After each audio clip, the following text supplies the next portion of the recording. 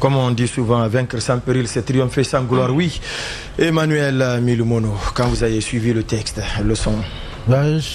Déjà, je le trouve très engagé. J'avais déjà eu la chance de l'écouter la semaine dernière et c'est vrai que le contenu il est assez riche et il dépeint la réalité. Il dépeint justement la réalité. Beaucoup de réalité.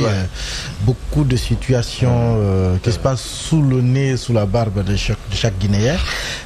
On peut bien s'y retrouver dedans. Évidemment, je suis d'accord avec mon Yuma que d'autres avis contraires peuvent aussi émerger, mais je crois que c'est un texte... Des avis qu'on peut qualifier de mauvaise foi, parce que tout ce qui est dit dedans, c'est de la réalité. Quand on dit que la Guinée, c'est la Corée du Sud, la Corée du Nord, c'est... C'est vrai qu'on dénonce tout ce que nous vivons. Non, mais attends, je pense quand même qu'on n'est pas forcément... Le débat va évoluer là, vous n'avez plus la parole.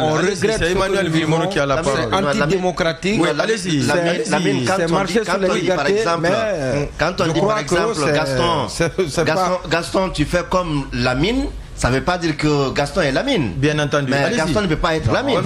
Pour aller à Paris, le pas commence quelque part. Allez-y, c'est Emmanuel qui a la parole. J'ai envie de dire qu'on est quand même dans un contexte aujourd'hui où, évidemment, le simple fait qu'on se retrouve ici, il y a une cause à cela.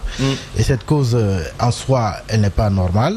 Et je pense qu'on a passé à peu près un trimestre dans ce pays également sans connexion à Internet.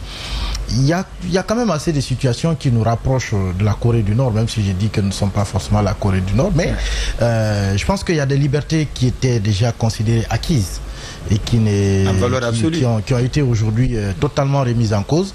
Et c'est bien aussi parce que ça rappelle à l'esprit de tout le monde que rien n'est jamais acquis et qu'on doit être avant-gardiste, que ce n'est pas seulement ce qui est en train de se passer, ce n'est pas la victime principale, ce n'est pas forcément la presse.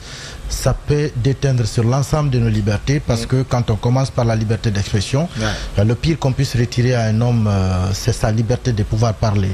Déjà que... Alors que c'est la liberté qui doit être la plus consacrée parce que dès la naissance, la première des choses à laquelle le nouveau-né exploite, c'est bien justement. Et crier déjà, c'est parler. C'est ça, c'est l'expression déjà. Daouda, je pense qu'il faut qu'on se remette tous en cause. Allez-y.